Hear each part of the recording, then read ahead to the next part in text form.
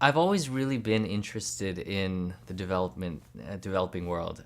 I'm originally from Afghanistan, and even though I grew up in the United States, I always felt kind of the need to contribute back. And when I found out about the council, I thought, wow, this is an opportunity to take sort of my skills as an entrepreneur and be able to leverage them with other entrepreneurs in a way that I actually didn't think was possible. To work with a much larger organization, both the United Nations Foundation, but then all the way up to the United Nations itself, and figure out, well, how can all of the great skills that entrepreneurs have then be applied to actually solving these issues at scale?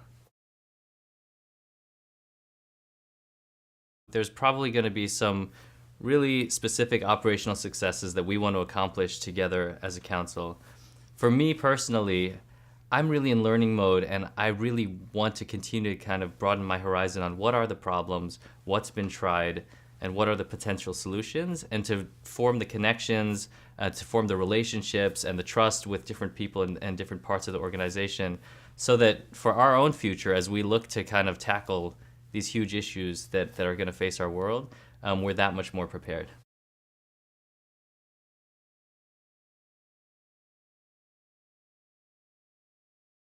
The best way to make a difference in the world as an entrepreneur is to try to somehow tie what you're doing in your entrepreneurial endeavor to that future in some way or another. And it may be direct, it may be a social enterprise, which is obviously very direct, um, or it may be that this endeavor that I'm currently doing is a stepping stone and thinking about it as a stepping stone to then have a broader impact.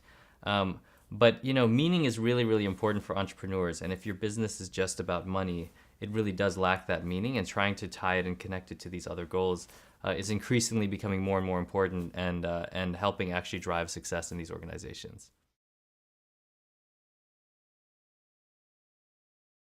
Look at the world, and if you look at all of the technological advances and everything else that's happening, we're seeing a lot of progress, a lot of innovation, a lot of new things happening.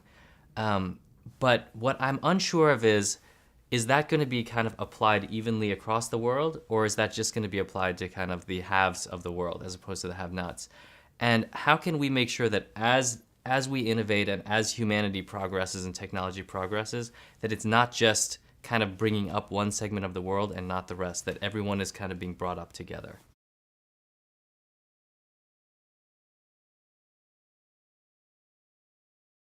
All of the good that the UN does, all of the, whether it's health, whether it's peacekeeping, whether it's all these other things, with all that it does, it still takes such an effort just to get the United States of all countries to support it. The fact that the United States owed $1 billion to the United Nations just kind of was shocking for me to find out. And I think people need to know this and know that there's actually a chance that the US would just stop funding or stop supporting the UN. I think most people just think it's a given. This is part of the world and we're part of the UN and we're going to support and be part of it.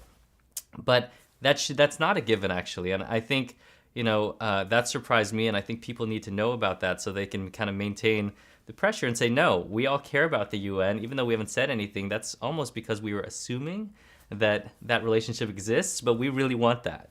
It seems like we have to be a little more proactive about announcing that.